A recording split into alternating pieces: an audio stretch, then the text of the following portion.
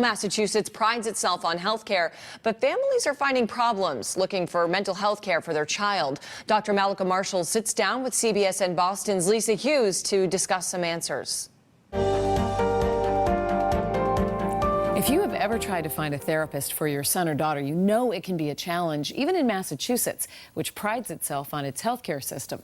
And a new study published in the journal Pediatrics finds that while there are more child psychiatrists out there, many kids don't have access to them. Dr. Mallika Marshall is here. Okay, let's start with the good news. The number of providers is actually up. That's very good news. And they looked between 2007 and 2016, and they found that the number of child psychiatrists has risen by 21%, which is a huge number. Plus, the number of children actually has gone down a little bit. So the ratio is better. All right, so why is it then that it's harder for kids to find care? So what they did find was that there was an 8-fold difference depending on the geographic location of the children, state by state. Fortunately, here in Massachusetts, we have the largest number per capita of child psychiatrists. Idaho has the lowest. And the psychiatrists still tend to be concentrated in metropolitan or city centers, and about 70% of counties in the U.S. don't have access to even one. 70%? Yes. That's heartbreaking.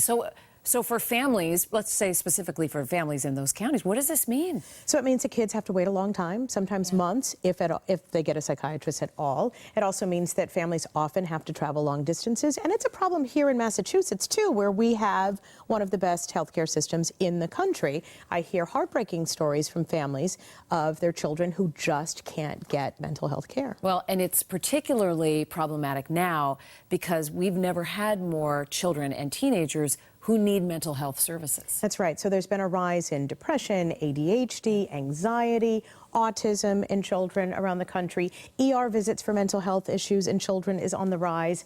And the suicide rate among kids 10 to 19 has gone up 86% between 2007 and 2017.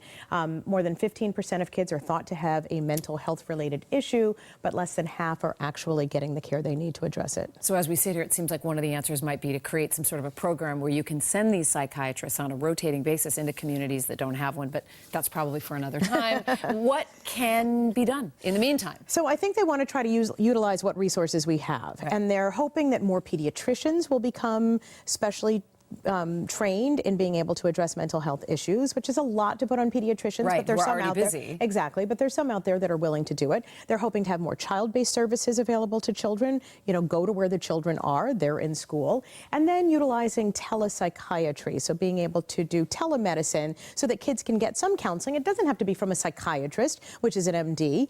There are other mental health specialists out there, but just to make sure that these issues are being addressed in our kids, because a lot of them are falling behind. Right, and that is where these tech companies really could become key players in this whole discussion, you know, creating technology that makes it easier for a family in rural America to connect with some kind of a mental health provider. And they're doing it in so many areas of medicine. This obviously is an area where you would think it would be relatively easy for them to do. Right, and the need is so great. Exactly. Excellent. Doctor, thank you. You're welcome. Much more of our family focus here online. Thanks for being with us.